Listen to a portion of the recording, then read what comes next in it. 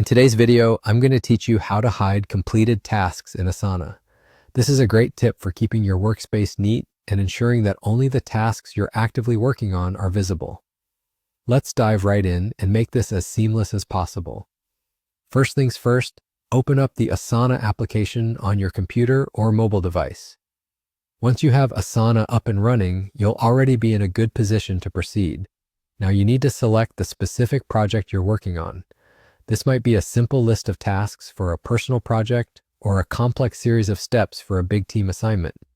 Whatever your scenario, head to that project to see all your tasks listed out.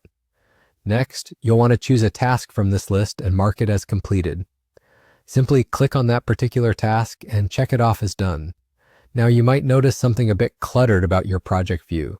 Despite marking the task as completed, it still appears in your list. This default behavior can be handy for reviewing what you've accomplished, but it can also be a distraction if you're trying to focus on what needs doing next. To clean up your view, look for the filter option. This button is your friend when it comes to sorting and organizing your task view.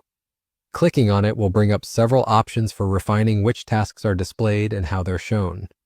For our purpose here, you'll want to select incomplete tasks. By doing this, you are telling Asana to only show you the tasks that still need your attention, effectively hiding those that are already completed. As soon as you apply this filter, you should notice that the task you marked as completed is now gone from your main task list. It's still in your project and can be found again if necessary, but it's neatly tucked away in the completed tasks section, out of your immediate field of view. And there you have it.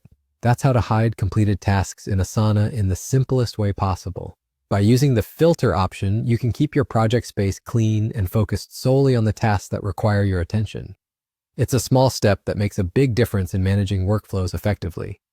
So if you found this tutorial helpful, please make sure to like the video, drop a comment if you have any questions or tips to share, and don't forget to subscribe to our channel for more productivity tips and tutorials.